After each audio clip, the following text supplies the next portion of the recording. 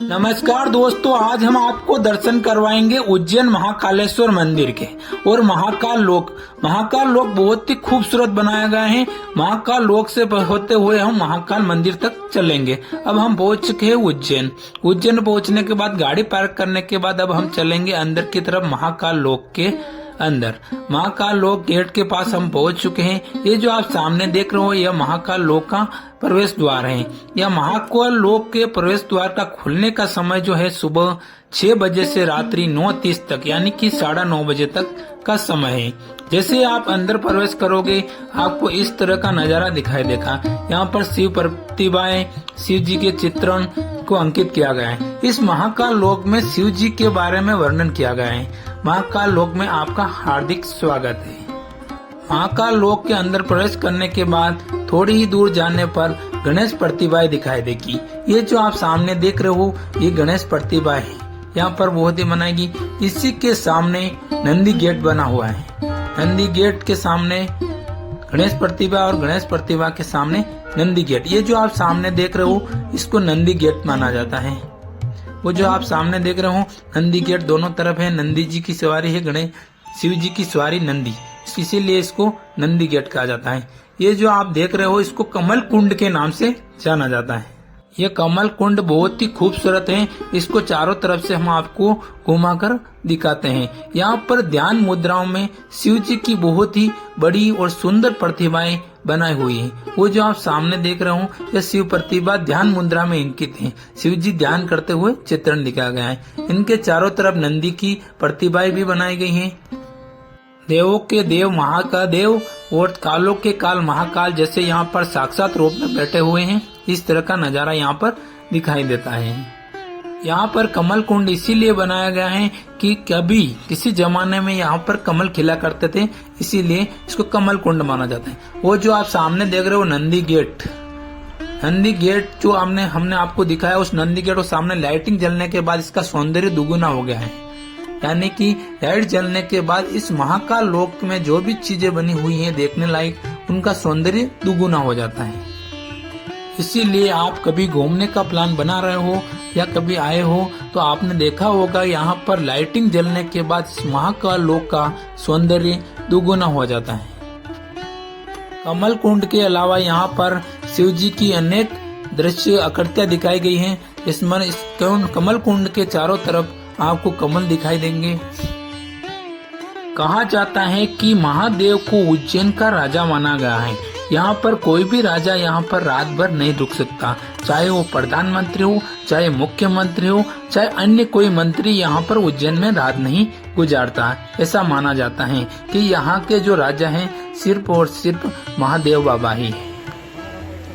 अब हम आपको यहाँ पर से चारों तरफ का नजारा दिखाते हैं। लाइटिंग जलने के बाद यहाँ का सौंदर्य बहुत ही अच्छा लगने लगा है, तो चारों तरफ से घुमाकर हम आपको दिखाते हैं। तो ये जो आप सामने देख रहे हो सप्तऋषि मंडल का ग्रुप है। यहाँ पर सप्तऋषि 7 ऋषियों का समूह सप्तऋषि कहलाता है। ये सप्तऋषि के निर्माण ब्रह्मा जी ने सृष्टि की रचना करने के लिए किया था। इसके बाद इनके गुरु महादेव भोलेनाथ को जिम्मा सौंपा इनका, यानी कि महादेव के प्रथम शिष्य ये सप्तऋषि हैं। इन सप्त ऋषियों के नाम है मरीचि, अस्त्री, अंगिरा, पुलह, कृतु, पुलस्त और वशिष्ठ। ये 7 ऋषियों ने इस सृष्टि की रचना करने के लिए अपना पूरा जीवन समर्पित कर दिया। इसी ऋषियों के बीच ये स्तंभ स्थित है, शिवजी स्तंभ, शिव स्तंभ। यहाँ पर शिव स्तंभ के ऊपर डमरू, ओम की आकृतियां बनाई गई हैं। अब चलते हैं दोस्तों आगे की तरफ। यहाँ पर एक सागर है, इसको रुद्र सागर के नाम से जाना जाता है। यहाँ का नजारा देखकर यहाँ पर आपका आनंदमय अनुभव कर सकते हैं। सुबह का नजारा, शाम का नजारा बहुत ही खूबसूरत रहता है। यहाँ पर शिव जी जो समर्पित शिव जी के पसंद के पौधे भी लगाए गए हैं। बेलपत्र, रुद्राक्ष, मित्री आदि अन्य पौधे लगाए गए हैं जो शिव जी से समर्पित है।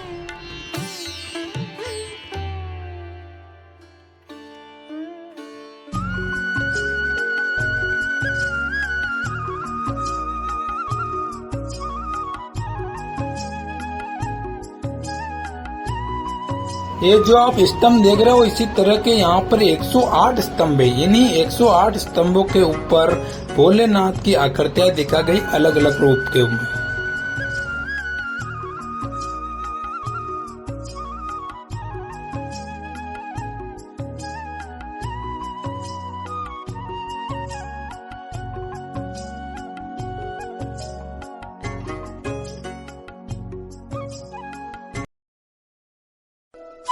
ये जो आप देख रहे हो भगवान शिव और पार्वती जी की प्रतिमाएं बनाई गई यहाँ पर। तो दोस्तों चलते हैं आगे की तरफ और आगे हम आपको दर्शन करवाते हैं महाकाल मंदिर।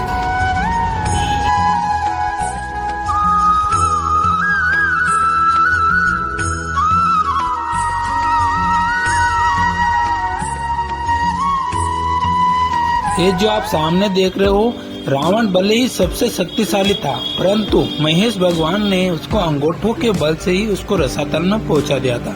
ये जो आप सामने दृश्य देख रहे हो भगवान शंकर जहर पीते हुए नजर आ रहे हैं। समुद्र मंथन के समय जब अमृत के लिए देवताओं और दानवों के बीच में छीना झपटी हो रही थी, तो उस वक्त जो जहर निकला था वो जहर भगवान भोलेनाथ पी रहे थे और पीने के बाद वह नीलकंठ कहलाए।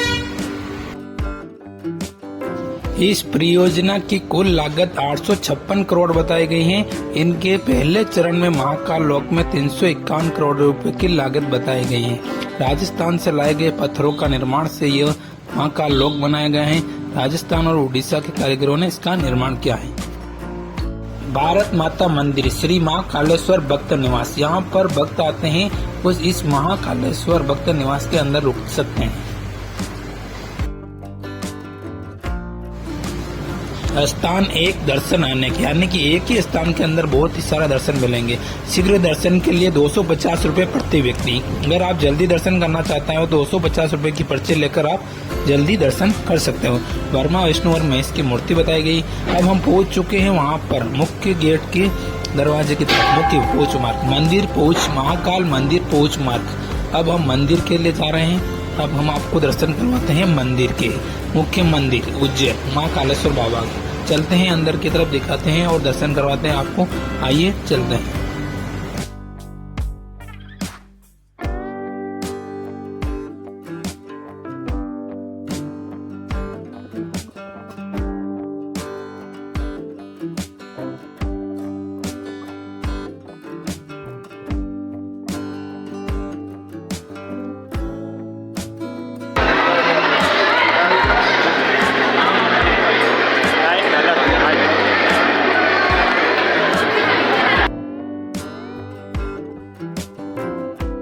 तो दोस्तों नोकल दर्शन आप फ्री में कर सकते हो और शीघ्र दर्शन के लिए आप 250 रुपए की पर्ची लेकर आप जल्दी में दर्शन कर सकते हो और आराम से भी दर्शन कर सकते हो।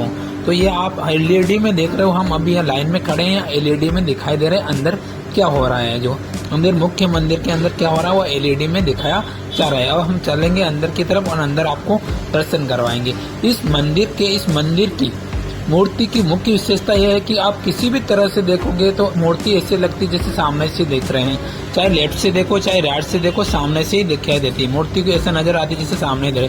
यह मुख्य मंदिर है दोस्तों, यह मुख्य दर्शन है भोलेनाथ। ऊपर एलईडी लगी हुई है और नीचे मुख्य मंदिर माना गया है। तो दोस्तों इसी तरह के वीडियोस देखने के लिए वीडियो को लाइक करें और चैनल को सब्सक्राइब करें और वीडियो को शेयर करें अपने दोस्तों के साथ। मिलते हैं अगले वीडियो में, जब तक के लिए जय भोलेनाथ।